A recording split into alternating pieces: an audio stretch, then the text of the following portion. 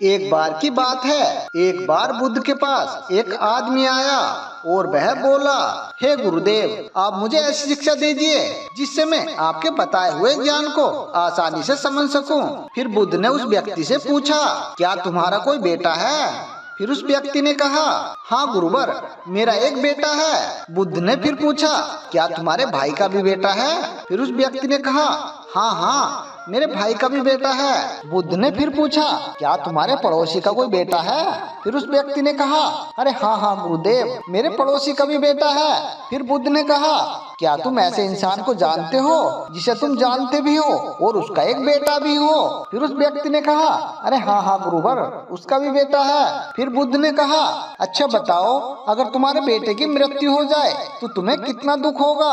फिर उस व्यक्ति ने कहा, हे गुरुवर, मैं आपको नहीं बता सकता कि मैं क्या करूँगा। मेरी तो दुनिया ही खत्म हो जाएगी, मैं खुद मर जाऊंगा अपने बेटे के बिना।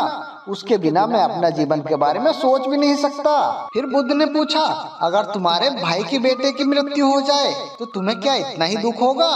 फिर उस व्यक्ति ने कहा, हाँ गुरुदेव, मुझे बहुत दुख होगा, लेकिन उतना नहीं होगा जितना कि मेरे बेटे के मरने पर। फिर बुद्ध ने पूछा, अगर तुम्हारे पड़ोसी की बेटे की मृत्यु हो जाए तो फिर तुम्हें कितना दुख होगा? फिर उस व्यक्ति ने कहा, हाँ गुरुवर, मुझे उसके मरने पर भी दुख होगा, लेकिन मेरे भाई के बेटे से थोड़ा कम होगा। भगवान बुद्ध ने फिर पूछा, अगर किसी अनजान व्यक्ति के बेटे की मृत्यु हो जाए तो फिर तुम्हें कितना दुख होगा?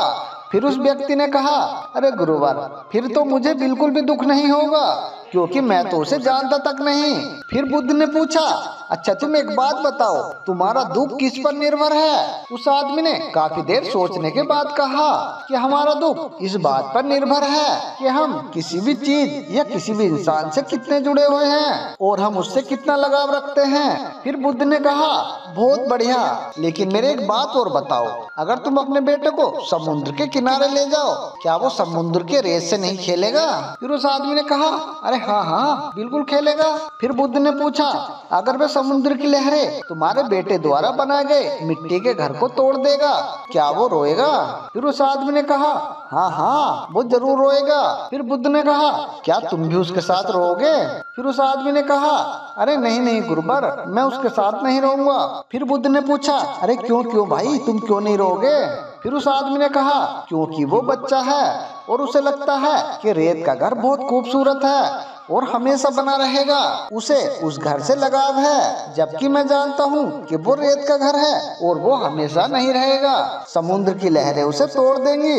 फिर गौतम बुद्ध मुस्कुराए और बोले, अब तुम समझ गए, अगर तुम इस ब्रह्मांड की सच्चाई को जानने की कोशिश करते हैं तो तुम्हें भी ऐसे ही रेत के घर के टूटने पर दुख होता, तब तुम में और इस रोने वाले बच्चे में कोई भी फर्क नहीं रह जाता।